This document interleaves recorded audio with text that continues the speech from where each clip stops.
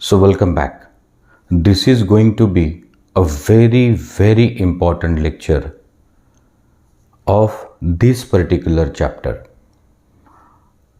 You see, in this lecture we are talking actually for protein synthesis. All the introductory part, background, to have a good understanding of this process have been created before you.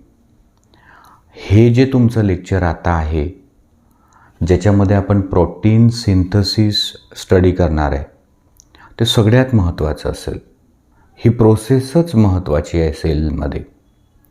आणि याच्यासाठी जे काही समजायसाठी आवश्यक गोष्टी होत्या त्या आपण already केलेल्या आहे. तो डायरेक्टली आपण प्रोटीन सिंथेसिस सुरू करू शकतो. सुनो, protein synthesis in a cell continuously proteins are required for variety of purposes. Sometimes the protein is structural, useful as a part of a cell. Sometimes the protein is catabolic, that is, it acts like an enzyme, and you know the importance of enzyme. Every biochemical reaction in a cell is catalyzed by specific enzyme. So after all, that enzyme is also protein. Many more hormones produced in our body are also chemically proteins or their derivatives, and hence always proteins are required by the cell continuously. Now, how the proteins are synthesized in the cell? So in very brief, the central theme was proposed by Crick in 1958. What he said? That the information for protein synthesis is always with DNA. However, the DNA molecule cannot convey the information for synthesis of protein to the protein synthesis machinery called ribosome. So some middleman is required who will carry the information from one strand of DNA to ribosome for synthesis of particular protein, and that middleman we called as messenger RNA. So messenger RNA will carry the information from DNA to ribosome. So that correct information which is now present with DNA is to be carried to ribosome. So this information the mRNA gets from one strand of DNA. So formation of messenger RNA on one strand of DNA called template strand is a first step, which is called as transcription. What happens in transcription? Transcription is the process of copying the information from template strand of DNA on RNA. Further, this RNA, which now got the information from template strand, will carry the information to ribosome and will get attached. mRNA has carried the information, but in form of the triplets called codon, and every codon specify one particular amino acid which is required for protein synthesis that we have seen already. Once the sequence required for protein synthesis is with messenger RNA, now the difficulty is that codons, the information must be decoded, translated. So transfer RNA does the job of translating or decoding this information. One more job the tRNA perform, they carry the particular amino acid from cytoplasm to the site of protein synthesis. So in a first step, only the information is copied on mRNA, that was transcription, and in a second step the information present on messenger RNA is decoded or translated. So translation is a second step in protein synthesis, and this was suggested by Crick like this. He said the information for protein synthesis was with DNA. This information is copied on messenger RNA, and the process of formation of this messenger RNA is called transcription. And then this information is decoded or translated, so which is a second step, and the required protein is synthesized. Now this everything will be told in Marathi and Hindi. Protein synthesis हे खूपच महत्त्वाची process आहे. प्रत्येक सेलमधली सतत आपल्या सेलला प्रोटीनची गरज असते. कधी प्रोटीन हे स्ट्रक्चरल असतात सेलचे पार्ट्स बनवण्यासाठी, कधी ते फंक्शनल असतात म्हणजे एन्झाईम किंवा हार्मोन म्हणून काम करतात. म्हणजे प्रोटीन हे फार महत्त्वाचे आहे सेलला, आणि सतत सेल प्रोटीन बनवते. तो प्रोटीन बनवायची मशीन जरी असली RNA, तरी प्रोटीन बनवण्याची माहिती DNAच्या एका स्ट्रँडवर असते. मग DNA ती माहिती कॉपी करतो on Messenger RNA. So formation of Messenger RNA from template DNA, ज्याला आपण म्हणतो ट्रान्स्क्रिप्शन. तर हे काय मेकॅनिझम आहे? तो सर यावेळी DNAने काय केलं, त्याच्याजवळची सगळी माहिती mRNAला दिली, आणि DNAच्या टेम्पलेट स्ट्रँडवर mRNA बनतो. याला काय म्हणतात? ट्रान्स्क्रिप्शन, जी पहिली स्टेप असते. मग काय होतं? तर सर ही माहिती mRNA घेऊन सायटोप्लाझममध्ये जातो, न्यूक्लियसमधून बाहेर, आणि रायबोझोमला चिपकतो. मॅसेंजर RNAकडे इन्फॉर्मेशन तर आहे, पण ती कोडेड लँग्वेजमध्ये आहे. AUG, UGG, UCA like this. आता कोणीतरी पाहिजे जे ही इन्फॉर्मेशन करेल डिकोड किंवा ट्रान्सलेट, आणि ते काम करतं tRNA. त्यांच्याकडे अँटीकोडॉन असतात which are complementary to codon of mRNA. आणि tRNA अजून एक काम करतं, ते म्हणजे स्पेसिफिक अमिनो ॲसिडला कॅरी करतं from cytoplasm to ribosome, a site of protein synthesis. आणि ही प्रोसेस कोणी सजेस्ट केली कमी शब्दात की प्रोटीन कसं बनतं?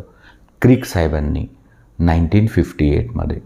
त्यांनी सांगितलं की DNAकडची माहिती mRNAवर कॉपी होते, ज्याला ट्रान्स्क्रिप्शन म्हणतात, आणि त्या माहितीनुसार अमिनो ॲसिडचा सिक्वेन्स लागतो आणि पॉलीपेप्टाईड किंवा प्रोटीन तयार होते, आणि त्याला म्हणतात ट्रांसलेशन. म्हणजे थोड़क्यात प्रोटीन सिंथसिस ही 2 स्टेप प्रोसेस है.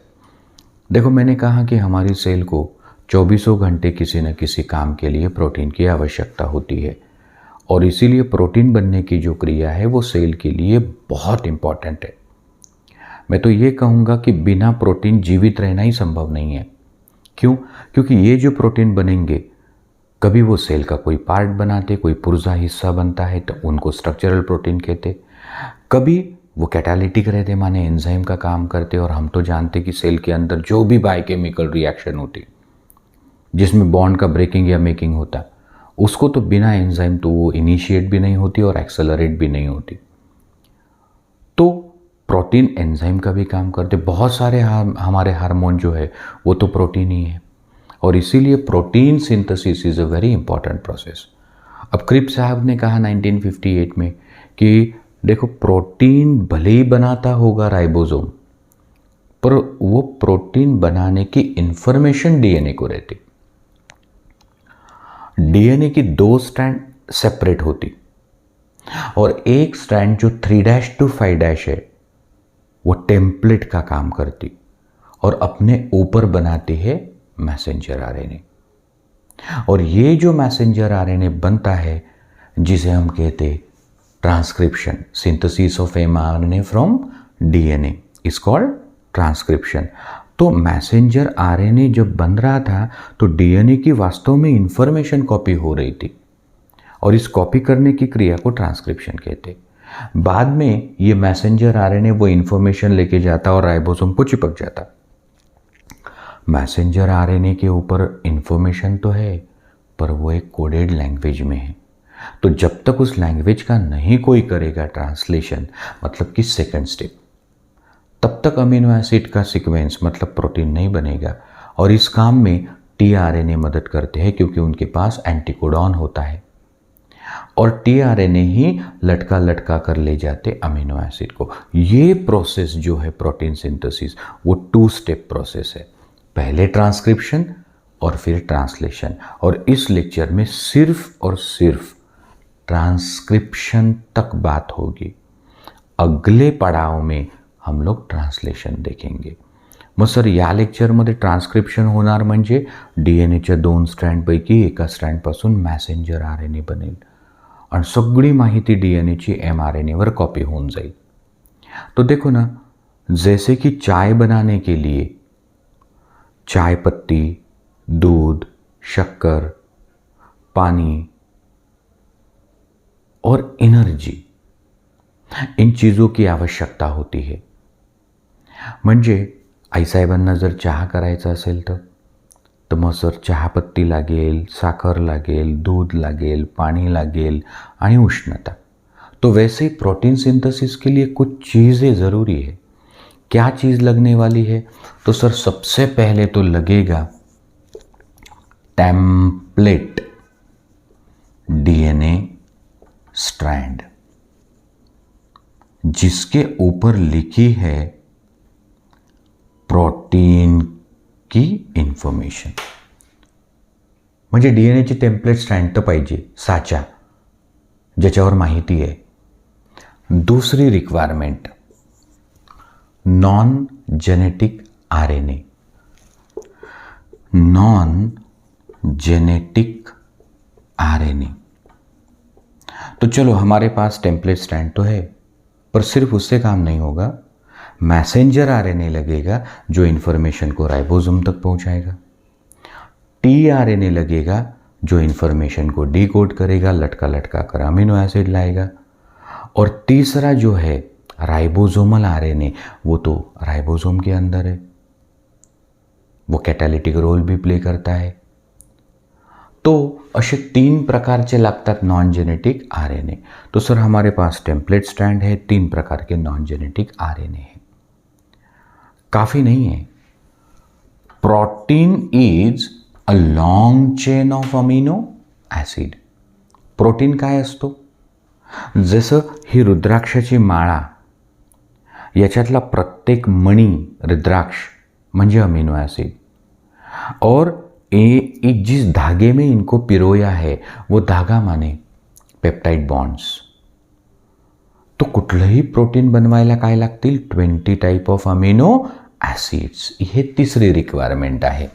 So 20 kind of amino acids लागतील।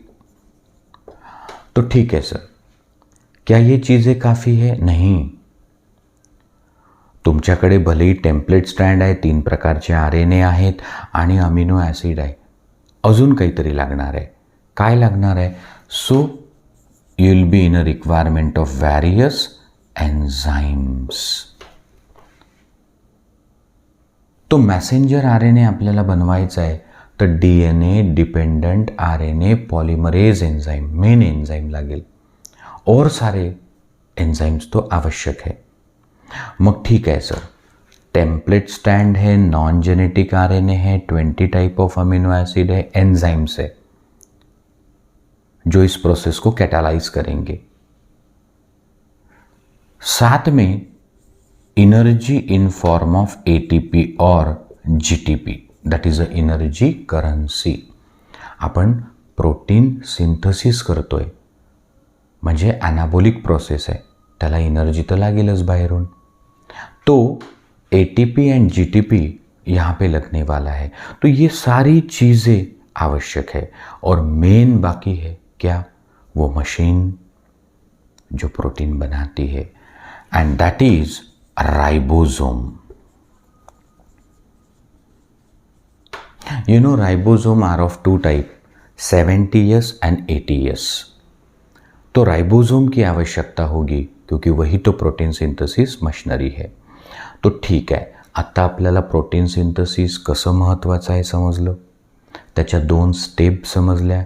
हा सेंट्रल डोग्मा म्हणजे सेंट्रल थीम जी क्रिकनं दिली होती ती समजली. प्रोटीन सिंथेसिसची रिक्वायरमेंट आपल्याला समजली.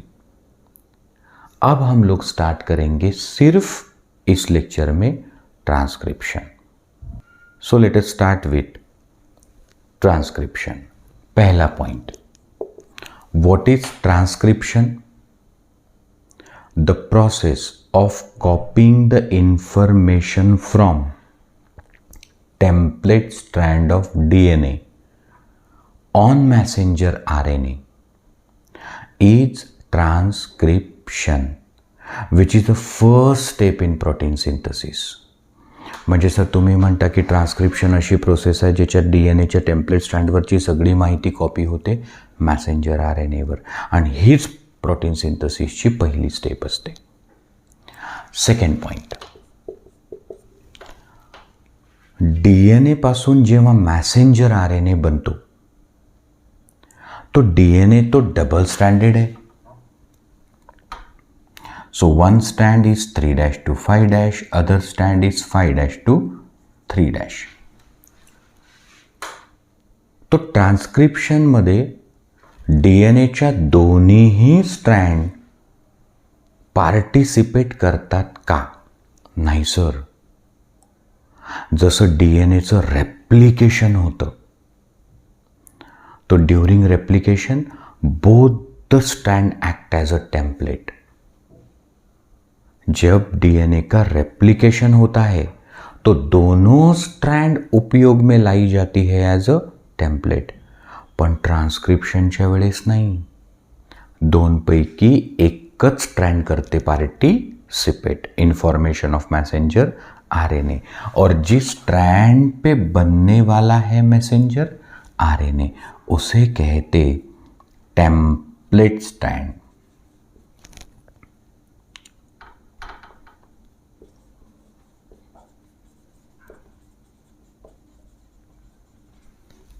ज्या स्ट्रँडवरती मॅसेंजर RNA बनेल ती टेम्पलेट, आणि दुसरी जी भागच घेत नाही मॅसेंजर RNA बनवण्यामध्ये म्हणजे ट्रान्सक्रिप्शनमध्ये, तर तिला म्हणतात coding strand.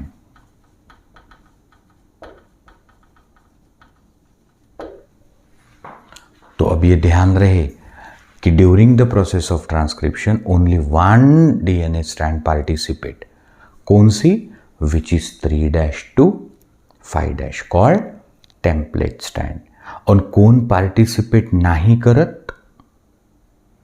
Sir the another which is 5' to 3', वो हिस्सा ही नहीं लेती, उसे कहा है कोडिंग स्ट्रैंड. मैं इनके और भी नाम बताता. Template strand is also anti-sense strand and coding strand is also called sense strand. ये भी ध्यान में रखो. तीसरा पॉइंट,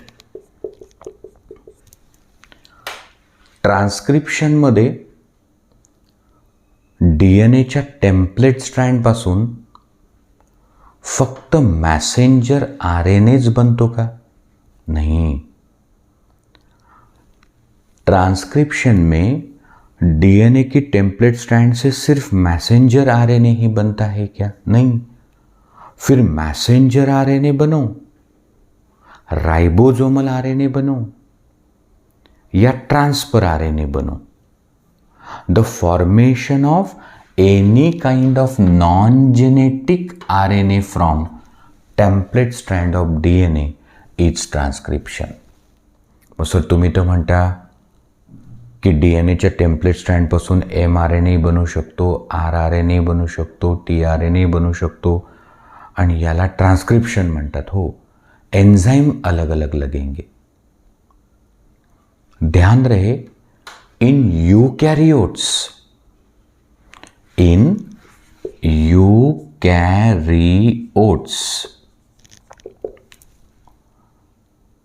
जो एंजाइम लगेगा for formation of mRNA, rRNA, tRNA वो अलग अलग होंगे.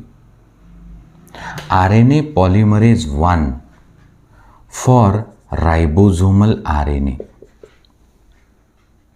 RNA polymerase 2 for messenger RNA, RNA polymerase 3 for tRNA, 5S rRNA and small nuclear RNA. म्हणजे ट्रान्स्क्रिप्शनमध्ये rRNA साठी RNA पॉलिमरेज 1 लागतं, mRNA साठी सेकंड RNA पॉलिमरेज आणि tRNA 5S rRNA small nuclear RNA के लिए DNA डिपेंडेंट RNA पॉलिमरेज 3 की आवश्यकता होती है. But in case of prokaryotes,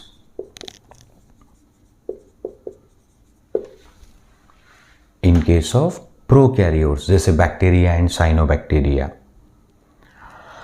single RNA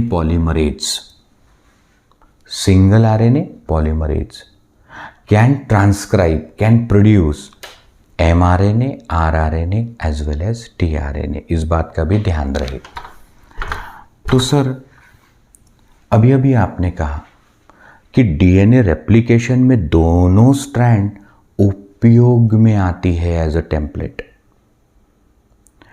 पर जब ट्रांसक्रिप्शन होता है तो डीएनए की 2 स्ट्रैंड में से एक ही स्ट्रैंड पार्टिसिपेट करती है फॉर्मेशन ऑफ आरएनए में, मेनली mRNA में. ऐसा क्यों? सोचो, अगर दोनों ने बनाया होता या दोनों ने पार्टिसिपेट किया होता तो सर जर दोन्ही डीएनएच्या स्ट्रँडनी भाग घेतला असता तर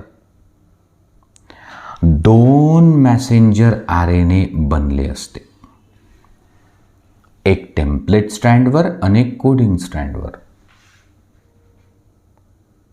अब देखो, जो mRNA टेम्पलेट स्ट्रैंड पे बना उसका सीक्वेंस अलग, और जो कोडिंग स्ट्रैंड पे बना उसका सीक्वेंस अलग.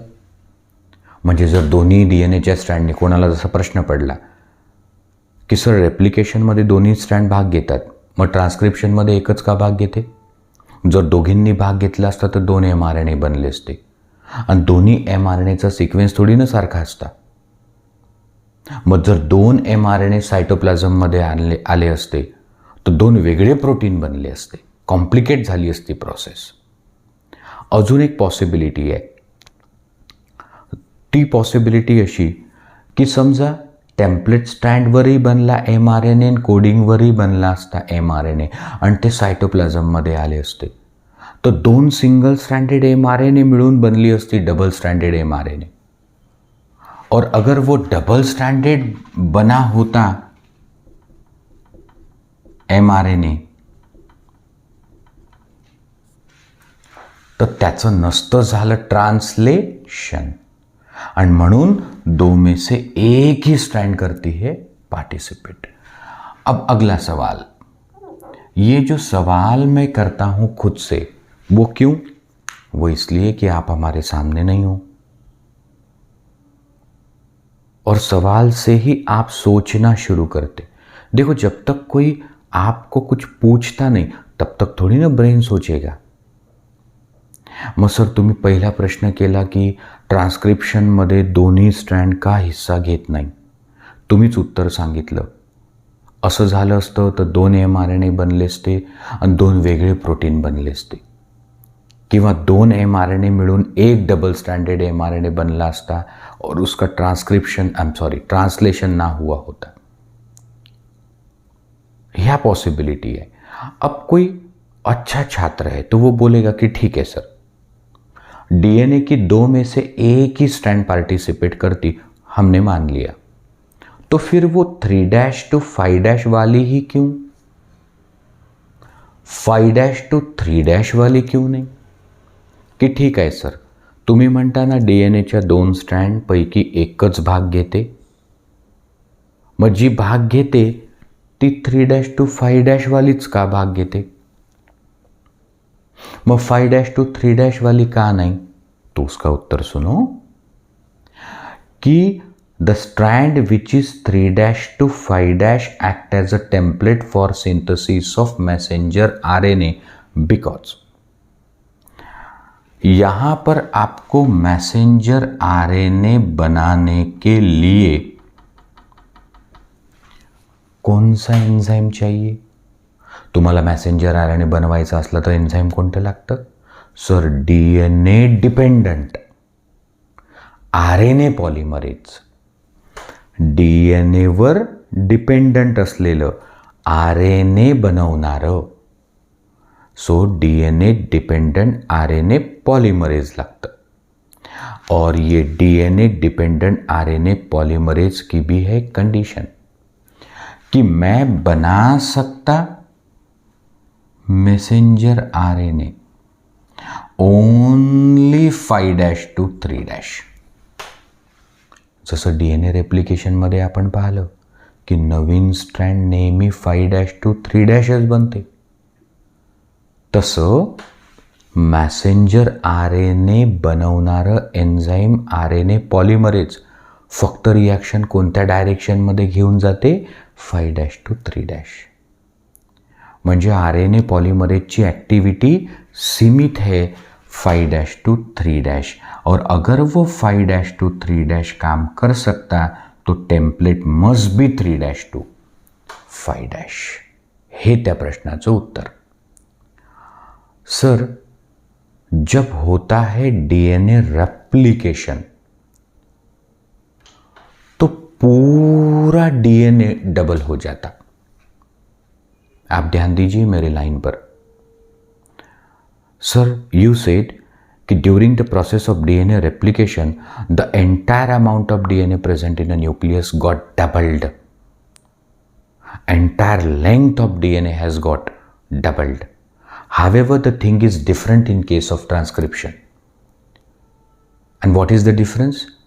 During transcription, only a part of DNA segment is copied on mRNA.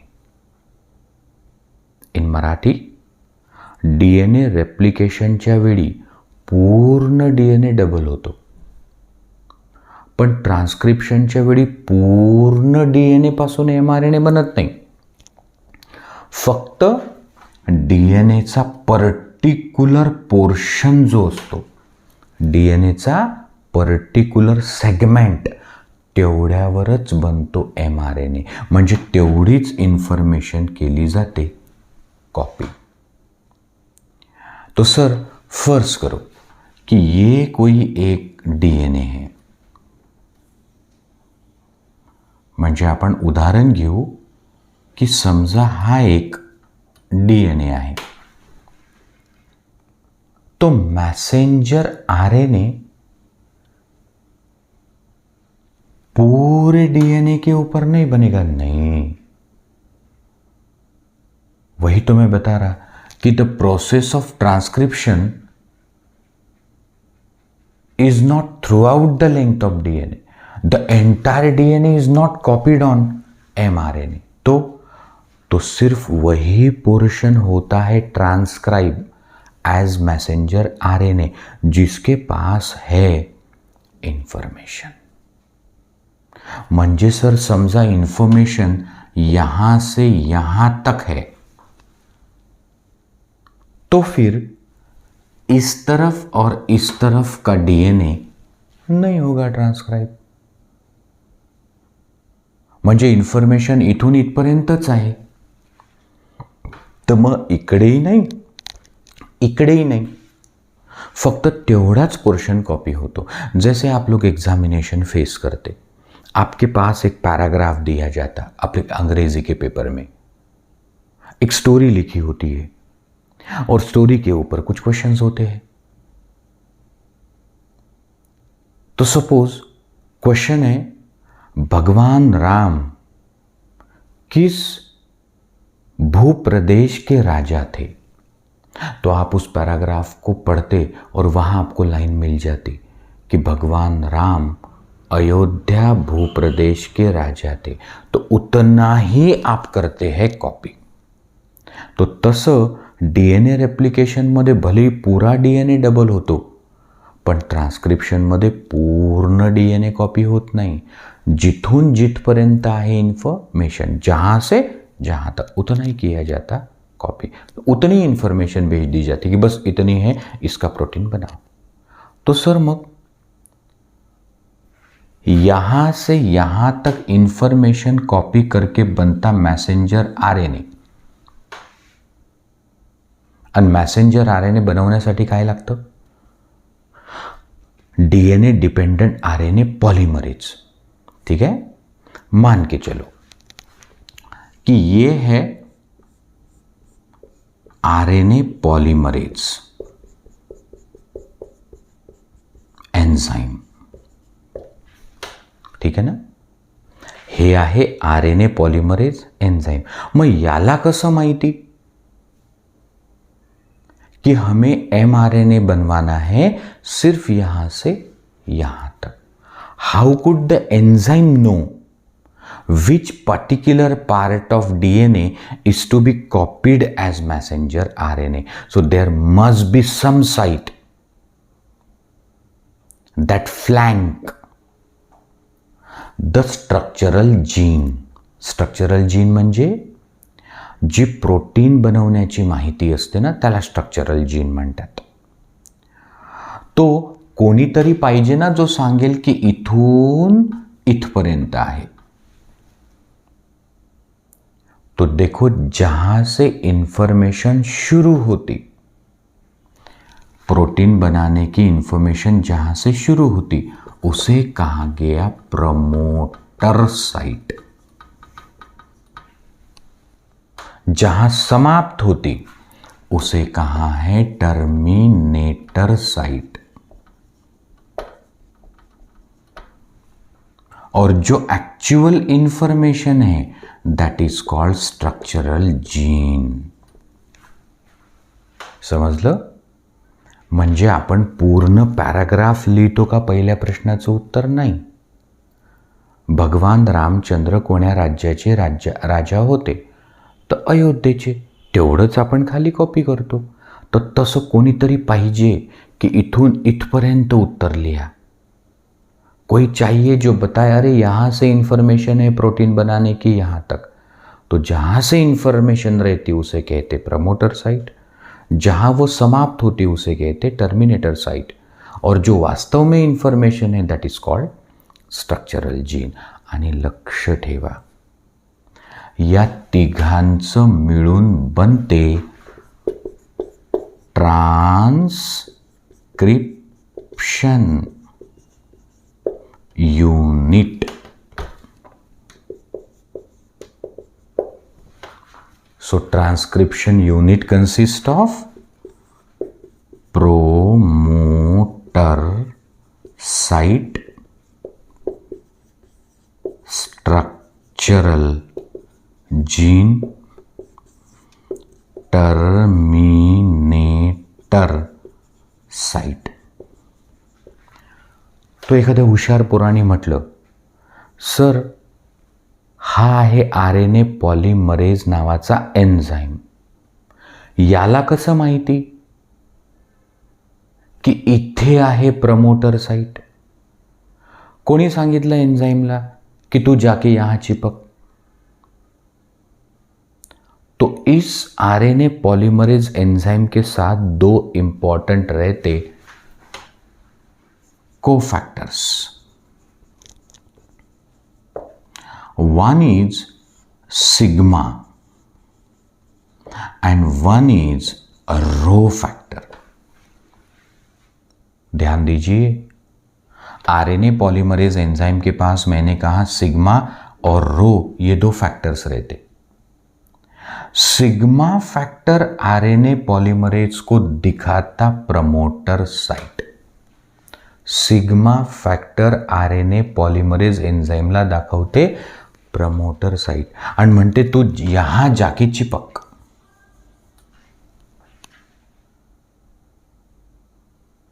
और फिर ये जो आरएनए पॉलीमरेज प्रमोटर को जाके चिपका, तो धीरे धीरे ये एंजाइम आगे बढ़ेगा कॉपी करते करते.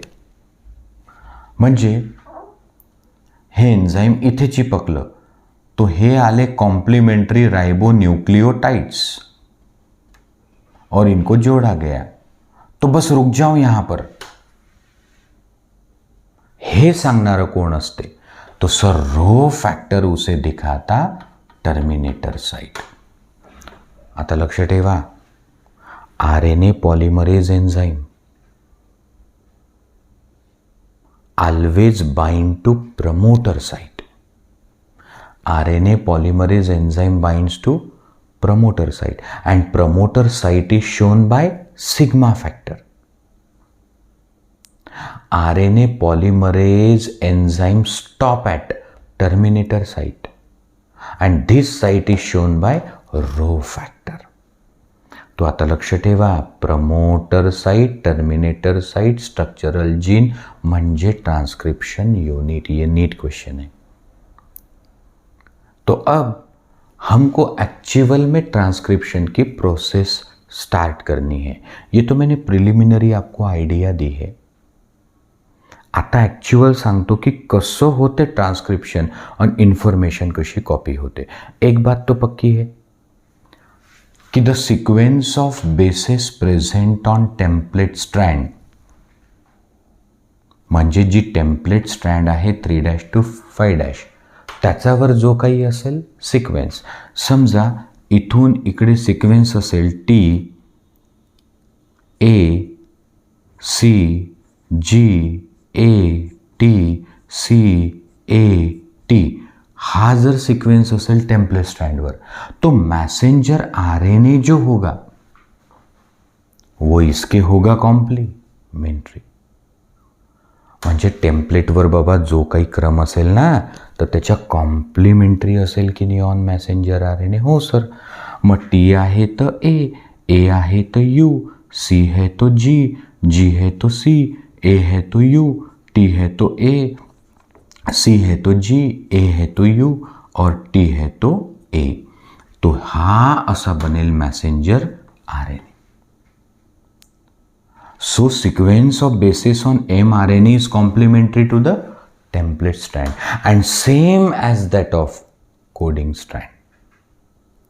तो सर ये जो कोडिंग स्ट्रैंड है उसका सीक्वेंस क्या होगा? जो mRNA का है वही, सिर्फ यू की बजाय टी. ये मैंने पहले भी बताया आपको. तो यूच्या ऐवजी फक्त काय येणार? टी.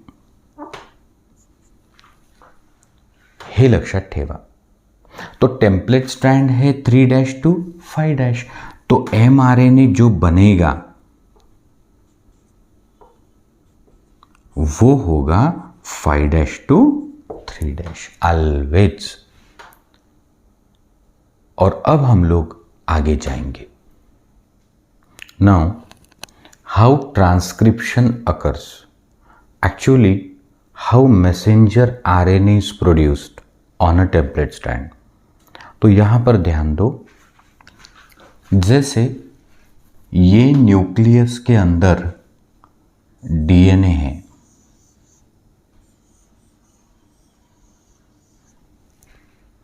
और मान के चलो कि यहां से यहां तक इंफॉर्मेशन है, तो इस रीजन में डीएनए की 2 स्ट्रैंड हो जाएगी temporarily separate, 3' to 5' end 5' to 3'. तो देखो हमने ये कहा कि न्यूक्लियस के अंदर जो डबल स्टैंडर्ड डीएनए है उस पे जितने पोर्शन पे लिखे हैं इंफॉर्मेशन फॉर प्रोटीन सिंथेसिस, तो उतना पोर्शन की 2 स्ट्रैंड हो गई सेपरेट. तो त्याच्यातली जी 3' to 5' है, समजा ही आहे 3' to 5', तो ही असते टेम्पलेट स्ट्रैंड। जो स्ट्रैंड हिस्सा नहीं लेती, अलग थलग है, वो है 5' to 3'। So 5' to 3'। ठीक है, तो this is called coding strand. So ही टेम्पलेट, ही कोडिंग। इन दो स्ट्रैंड्स को मैंने यहां पर निकाला है। अभी अभी मैंने कहा कि डीएनए रेप्लिकेशन के वक्त पूरा डीएनए मॉलिक्यूल डुप्लीकेट होता है, पर ट्रांसक्रिप्शन में ऐसे नहीं। Only the portion of DNA segment having information for particular protein has been transcribed and mRNA is formed. म्हणजे डीएनएचं जेव्हा रेप्लिकेशन होतं तेव्हा दोन्ही स्ट्रँड पार्टिसिपेट करतात, पूर्ण डीएनए डबल होतो. पण जेव्हा ट्रान्स्क्रिप्शन होतं तेव्हा पूर्ण डीएनए डुप्लिकेट नाही होणार, फक्त पर्टिक्युलर पोर्शन ज्याच्यावर आहे माहिती लिहिलेली. आणि दोन्ही स्ट्रँड भाग घेत नाही. मग कोणती स्ट्रँड भाग घेते? टेम्पलेट, जी असते 3' to 5'. जी नाही भाग घेत ती कोडिंग, ती 5' to 3'. आणि आता हा पूर्ण डीएनए कॉपी नाही होणार. जिथून जिथपर्यंत इन्फॉर्मेशन है तेवढंच कॉपी होईल. तो जहां से इंफॉर्मेशन स्टार्ट होती उसे कहते पी, माने प्रमोटर साइट, की इथून आता इन्फॉर्मेशन ही लिहिलेली आहे. इन्फॉर्मेशन कोणत्या बाबतीत कोण्या भाषेत लिहिलेली असते? तो sir sequence of nitrogen basis. मग जे काही असेल, सो TAGCTATCGATA असा सिक्वेन्स आहे. बस याच्या पुढे आता इन्फॉर्मेशन नाही. तो जिथे इन्फॉर्मेशन संपते तो असतो टर्मिनेटर साइट. आता जो एन्झाईम आहे म्हणजे RNA polymerase 2 which is required for formation of messenger RNA. आता तुम्हाला ही इन्फॉर्मेशन कॉपी करायची आहे बरं. तो हा जाऊन कोणाला चिपकतो? प्रमोटरला. आणि मगाशीच मी सांगितलं की याला कोण मदत करतो प्रमोटर दाखवण्यासाठी? Sigma factor. तो ये जाके यहां पे चिपक गया. Now it will move along template strand. म्हणजे आता हा RNA पॉलीमरेज एंजाइम जो प्रमोटरला अटैच झाला, ये हमेशा के लिए ध्यान में रखो कि RNA polymerase enzyme always attached to promoter site. And who has shown this particular site to the RNA polymerase? Sir, sigma factor. नेहमीसाठी लक्षात ठेवा, RNA पॉलिमरेज एन्झाईम कुठं जाऊन चिपकतो? प्रमोटर साईटला. आणि ही साईट त्याला कोण दाखवतो? Sigma factor. आता हळूहळू पुढे सरकत जाईल हे पाहता.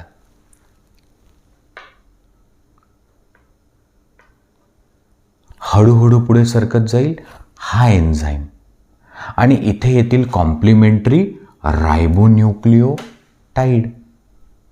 कॉम्प्लिमेंटरी रायबोन्यूक्लियोटाइड म्हणजे इथं जर T असेल तर A असेल तर U, C असेल तर G असेल तर C है तो G, T है तो A है तो U. ऐसे आएंगे रायबोन्यूक्लियोटाइड आणि असा बनत जाईल messenger RNA. So messenger RNA is always produced on template strand. Template strand असते 3' to 5'. तो हा जो mRNA आता बनेल हा बनेल 5' to 3'. आणि याचा जो सिक्वेन्स असेल तो याच्या असेल कॉम्प्लिमेंटरी आणि कोडिंग सारखाच असेल, फक्त टीच्या जागी U. तो आता इथे मला एक गोष्ट तुम्हाला सांगायची है. यहाँ पर मैं आपको एक बात, खास बात आपको बताना चाहता, आप ध्यान दीजिए. देखो भैया, ये जो प्रमोटर है, प्रमोटर साइट, ये वास्तव में कौन से एंड के पास है? तो सर तुम्ही म्हणता की प्रमोटर साइट कोणत्या एंडकडे आहे? सर 3 कडे आहे. पण नाही. अरे, हा प्रमोटर साइट जी आहे ती कोण्या एंडच्या जवळ आहे? 3 पण याला म्हणायचं 5. टर्मिनेटर कहाँ है? सर 5 के पास. नहीं, उसे कहिए 3 के करीब. तो sir you sed the promoter is actually towards 3 end and terminator is actually towards 5 end. However, deliberately, intendedly, we have to say the promoter is towards 5 end and terminator is toward 3 end with reference to coding stand. In Marathi, म्हणजे promoter जरी 3 कडे असेल, terminator जरी 5 कडे असेल, तरी जाणून बुजून असं म्हणायचं की प्रमोटर 5 जवळ आहे आणि टर्मिनेटर 3 का? ही परंपरा आहे. कोणाच्या रेफरन्सने बोलायचं? कोडिंग स्टँडच्या रेफरन्सने बोलायचं. ये पहले से कन्वेंशन है. ठीक है, चलो अब थोड़ा आगे देखते. और ये अभी पॉइंट जो मैं बताने वाला हूँ, it's very important. Sir, the information which is present on the template strand of DNA is called structural gene. म्हणजे टेम्पलेट स्ट्रँडवर जी इन्फॉर्मेशन आहे ज्याला आपण म्हणतो स्ट्रक्चरल जीन. तो अब ध्यान दो, in eukaryotes the structural genes are split. In eukaryote, structural genes are split. Means there are some sequences which do not appear in mature processed RNA or which are not translated into the amino acid or protein. So there are some sequences which do not appear in mature and processed RNA or which are meaningless. Those sequences are called introns. And the portion which appear in mature and processed RNA and which actually carries the information, coding information, are called as exons. तो Marathi. Sir तुम्ही म्हणता की template स्ट्रँडवरती प्रमोटरपासून टर्मिनेटरपर्यंत जी माहिती आहे त्याला structural gene म्हणतात. हो, पण युकॅरियोट्समध्ये हा जो स्ट्रक्चरल जीन असतो ना, तो स्प्लिट असतो. म्हणजे तुकड्या तुकड्यांमध्ये असतो. सुरुवातीपासून शेवटपर्यंत काही कोडिंग इन्फॉर्मेशन नसते. मध्ये काही असे पोर्शन्स येतील जे मॅच्युअर आणि प्रोसेस RNA मध्ये नसतात, जे नॉन कोडिंग सिक्वेन्सेस असतात. त्याला काय म्हणायचं? इंट्रॉन्स. आणि जे सिक्वेन्स मिनिंगफुल आहे, ज्याच्याकडे माहिती आहे, त्याला काय म्हणायचं? एक्झॉन्स. तो आता नेहमीसाठी लक्षात ठेवा. In eukaryotes the genes are not continuous, they are interrupted. So in eukaryote the genes are called split gene. The useless sequences on template strand which do not appear in mature and processed RNA, which do not get translated into protein, so they are called as intron. While the very information, meaningful information that is there in the mature and processed RNA and will code for protein is called exon. अब मैं example देता. तो I should work hard to achieve success. I should work hard to achieve success. तो ये promoter site, ये terminator site, और ये जो इन्फॉर्मेशन है this is a structural gene. पण युकॅरियोटमध्ये ही इन्फॉर्मेशन जी असते ती कंटिन्युअस नसते. याच्या मध्ये मध्ये असे काही बोगस सिक्वेन्स असतात की जे बनणाऱ्या म्हणजे जे मॅच्युअर अँड प्रोसेस RNA मध्ये येणार नाही आणि ते कोडिंग सिक्वेन्स नसतात, त्याला म्हणतात इंट्रॉन्स. समजा I should alpha beta gamma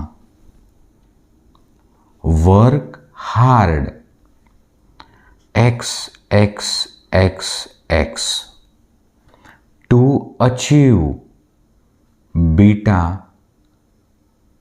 gamma alpha success. तो आता पहा बरं, I should work hard to achieve success exon. एवढा पोर्शन मॅच्युअर आणि प्रोसेस RNA मध्ये येईल आणि हा कोडिंग असतो. It specify amino acid.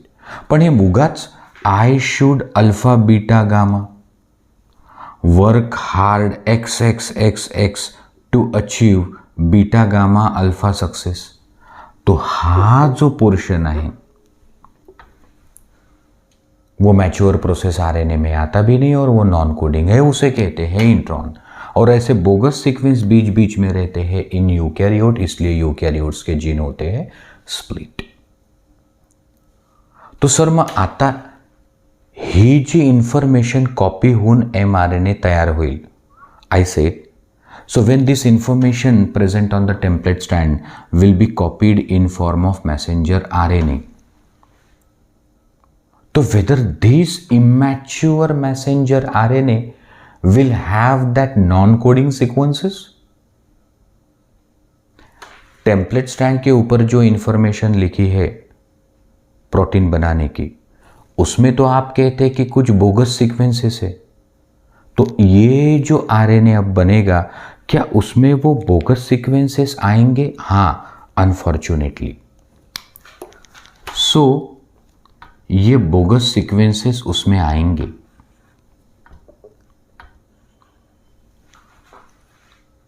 और इसीलिए the mRNA which will be formed on the template strand during the process of transcription will not be a final messenger RNA. Rather, it will be HNRNA, heterogeneous nuclear RNA in Marathi. Promoter पासून terminator पर्यंत जी माहिती लिहिलेली आहे त्याच्यामध्ये काही introns आहे, म्हणजे non coding sequence. आणि दुर्दैवानं ते नॉन कोडिंग सिक्वेन्सेस सुद्धा पहिले बनणाऱ्या RNA मध्ये येणार आहेत. तर हा फायनल RNA नसतो, याला काय म्हणतात? HNRNA. तो सर याचं प्रोसेसिंग करावं लागतं का? हां, जैसे आपके पिता घर पे मार्केट से सब्जी लाते हैं, पालक की सब्जी, क्या आपकी माताजी वैसे के वैसी सब्जी कुकर में डालती है? नहीं सर, पहले उनको धोया जाता है, फिर उसके पत्ते पत्तों को तोड़ा जाता है, रूट्स को, मिट्टी को, स्टिक्स को निकाला जाता है. तो दैट इज अ प्रोसेसिंग. तो इसकी करनी होती है प्रोसेसिंग. म्हणजे हा जो mRNA बनेल ना, तो असतो ॲक्च्युअली हेट्रोजिनस न्यूक्लियर RNA आणि त्याची नंतर प्रोसेसिंग करावं लागतं. म्हणजे त्याच्यातले हे बोगस सिक्वेन्स मग काढून टाकावं लागतात. जसं मी काढलं इथलं alpha beta gamma XXXXX beta gamma alpha, तो त्याला प्रोसेसिंग म्हणतात. तो आता ह्या काही गोष्टी तुम्ही लक्षात ठेवा. कोणत्या? की ट्रान्स्क्रिप्शन युनिट जो असतो त्यात promoter, terminator, structural gene. Promoter असतो 5' टर्मिनेटर असतो 3' with reference to coding strand. यूकॅरियोटमध्ये हा जो स्ट्रक्चरल जीन असतो तो स्प्लिट असतो. त्याच्यात इंटरवेनिंग सिक्वेंसेस असतात जो बाद में निकाले जाते बाय प्रोसेसिंग। और सुनो, ये जो प्रमोटर है ना वो है 5' अपस्ट्रीम और टर्मिनेटर है 3' डाउनस्ट्रीम। आणि RNA polymerase enzyme moves 5' upstream to 3' downstream. और जैसे जैसे ये एंजाइम आगे जाएगा तो वो अट्रैक्ट करेगा कॉम्प्लीमेंट्री राइबोन्यूक्लियोटाइड और बन जाएगा HNRNA। बाद में उसका होगा प्रोसेसिंग। तो अभी हम लोग ये कैसे पहुंचा यहां से यहां तक उसके कुछ पिक्चर्स निकालते हैं और साथ में ये भी दिखाएंगे कि कैसे बना फाइनली प्रोसेस्ड mRNA। तो सर तुम्ही म्हणता की स्ट्रक्चरल जीन ऑफ युकॅरियोट हा कंटिन्यू नसतो, त्याच्यात बोगस सिक्वेन्स असतात। प्रोकैरियोट्स में ऐसा कुछ नहीं होता। प्रोकैरियोट्स में I should work hard to achieve success. मध्ये मध्ये असे नॉन कोडिंग सिक्वेन्स नसतात, म्हणजे in prokaryotes the genes are not split, there are no introns. और इसीलिए प्रोकैरियोट्स में जो mRNA बनेगा वो फाइनल होगा, नो प्रोसेसिंग रिक्वायर्ड। तो अभी मुझे वो 3 चित्र आपको निकालने हैं जो बताएगा process of transcription. Now see actually how the process has started. Initially, with the help of sigma factor, the RNA polymerase II enzyme will attach to promoter site. शुरुआत में सिग्मा फैक्टर की मदद से RNA polymerase II वाला enzyme promoter site को हो गया attach.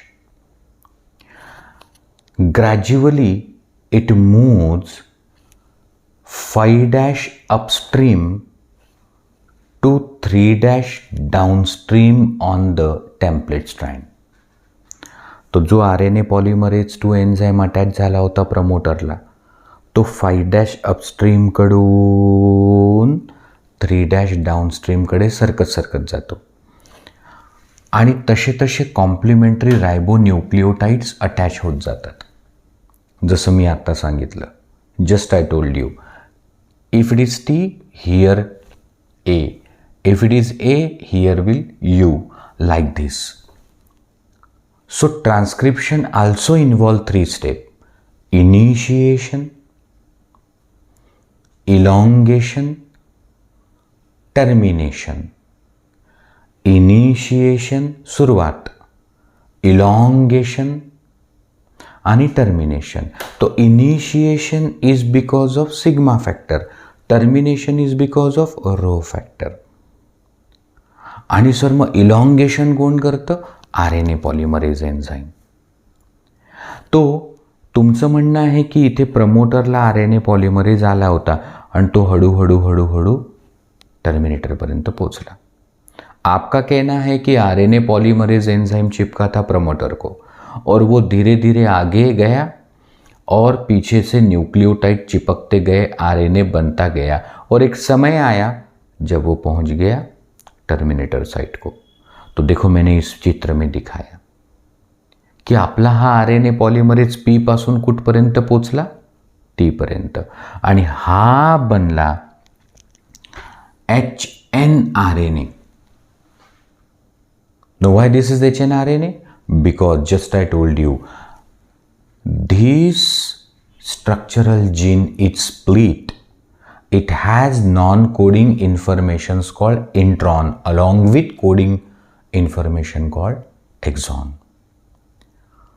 So it is not the final RNA. Actually, it is a precursor of mRNA called heterogeneous nuclear RNA. So when the RNA polymer is reached to terminator site, the rho factor terminate the process of transcription. Rho factor ने बताया कि बस हो गया, इसके आगे कोई information नहीं, आगे जाने में कोई मतलब नहीं है। Now this formed hnRNA is still attached to RNA polymerase enzyme. म्हणजे जो hnRNA तयार झाला तो अजूनही RNA polymerase एंजाइमला आहे अटैच. तो सर ये जो 2 स्ट्रैंड है इसमें से ये किसके ऊपर बना है hnRNA? सो जो भी होगा 3' to 5' उसके ऊपर. म्हणजे 3' to 5'. तो ही आहे टेम्पलेट स्ट्रैंड, याच्यावर हा बनलाय और ये अभी चिपका है एंजाइम के साथ. Later on this enzyme get detach. फर्ज करो कि ये एंजाइम चले गया और ये जो नीचे गिरा दिस इज hnRNA. और ये जो hnRNA है इसका अब होना है प्रोसेसिंग. तो सर ये जो ग्रीन पोर्शन है वो क्या है? एक्सॉन. That is meaningful. और सर ये जो ब्लू कलर्स आपने दिखाए यहां पर ये क्या है? इंट्रॉन. मीनिंगलेस. जैसे मैंने alpha beta gamma XXXS beta gamma alpha ऐसे बताए थे. तो सर हे जे आहे हे इंट्रॉन आहे, मीनिंगलेस. यांना काढावं लागतं. अब सुनो, at the start that is 5' end एक अनयुजुअल बेस चिपकती है. लक्ष द्या बरं, हे विचारतात मैसेंजर आरएनए जब बना, मतलब इमैच्योर मैसेंजर आरएनए, तो उसका 5' एंड जो रहता वहाँ methyl guanosine triphosphate, methyl guanosine triphosphate unusual base is attached and this is called cap. and इसके चिपकने को कहते capping. So methyl guanosine triphosphate unusual base get attached to the 5' end that is in the beginning of the mRNA which is called capping. अब देखो यहां capping तो हो चुका, यहां पॉलीएडेनाइलेटेड रेसिड्यूज चिपकने वाले हैं 200 से 300. म्हणजे a many time 200 to 300 time. So this is tail. So the process is tailing. म्हणजे mRNA जो असतो ना त्याला कॅप 5' एंडला आणि टेल 3' एंडला असतं. आणि आता हे जे बोगस सिक्वेंस है कॉल्ड इंट्रॉन, तो देखो इनको निकालना शुरू है और अब ये बन गया मैसेंजर आरएनए. पहा बरं, मैसेंजर आरएनए कोण्या कलरनी दाखवला मी? ग्रीन. म्हणजे फक्त काय आले याच्यात? एक्सॉन. किसको हमने निकाल फेंका? इंट्रॉन्स को. तो removal of intron is called splicing. NEET question. Heterogeneous nuclear RNA मधून इंट्रॉन्स काढून टाकणे आणि एक्झॉन्सला जोडणे. अल्फा बीटा गामा फेंक दिया, XXXX फेंक दिया, बीटा गामा अल्फा फेंक दिया और I should work hard to achieve success इनको जोड़ दिया. तो removal of introns and joining of exons is called splicing. Attachment of methyl guanosine triphosphate at 5' end is capping and poly A at the 3' end is called tailing. तो आता लक्षात ठेवा, जो hnRNA तयार होत असतो ना हा, त्याचं प्रोसेसिंग किती स्टेपमध्ये झालं? Capping, splicing, telling. और अब ये जो है मैच्योर्ड एंड प्रोसेस्ड आरएनए जिसमें बिल्कुल इंट्रॉन्स नहीं है, वो चले जाएगा यहाँ से लेकर इन्फॉर्मेशन. तो ये यहां से निकल कर लेके जाएगा इंफॉर्मेशन। सर यदि ये स्ट्रक्चरल जीन स्प्लिट ना होता, म्हणजे प्रोकॅरियोट्समध्ये जर तो कंटिन्युअस असता, तो इसकी कोई झंझट ही नहीं है. So in prokaryotes, the capping, splicing, tailing is not required. It is required in eukaryotes because the genes are split. तो सर प्रोकॅरियोट आणि युकॅरियोट यांच्या ट्रान्सक्रिप्शनमध्ये काय काय फरक आहे बघा, मी सांगतो, आप ध्यान में रखो. पहला फर्क, in prokaryotes all the three types of RNA, mRNA, rRNA, tRNA, are formed by single RNA polymerase. And in eukaryotes, mRNA, rRNA, tRNA require different RNA polymerases, as you know. दूसरा फर्क, in prokaryotes directly mature messenger RNA is produced.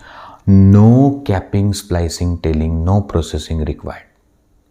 But in eukaryotes, because there are non-coding sequences called intron, the RNA formed is precursor of mRNA called hnRNA, and it needs to be processed by capping, splicing and tailing. आणि असं प्रोकॅरियोटमध्ये गरज नाही. और एक फर्क है, सुनो, प्रोकॅरियोट्समध्ये नसतो न्यूक्लियस, आणि जर प्रोकैरियोट में न्यूक्लियस नसतो तो जहां पर हुआ, अब ये न्यूक्लियस नहीं है, तो जहां पर हुआ ट्रांसक्रिप्शन वहीं पे हुआ ट्रांसलेशन. अरे सेल में न्यूक्लियस नहीं है तो ये पूरा क्या है, साइटोप्लाज्म. तो जहां ट्रांसक्रिप्शन हुआ वहीं ट्रांसलेशन हुआ. But in eukaryote the case is different. Eukaryotes में तो रहता न्यूक्लियस, तो transcription occurs in nucleus and translation occurs in cytoplasm. दो अलग अलग कंपार्टमेंट आहे. तो सर आता हे जे तुम्ही म्हणता की हा स्ट्रक्चरल जीन है, इंसुलिन बनाने वाला जीन समझो, तो अभी हुआ क्या है, हा जो स्ट्रक्चरल जीन आहे ना, त्याची सगळी माहिती सध्या कोणाजवळ आली, मॅसेंजर आरएनए. आणि तो मॅसेंजर आरएनए पोचला साइटोप्लाज्म मध्ये, चिपकला राइबोसोमला. अब ये जो इंफॉर्मेशन कॉपी होके आई, बस उसका करना है आगे ट्रांसलेशन. तो इसको हमने बहुत सिंपल लैंग्वेज में बताने की कोशिश की. Thank you.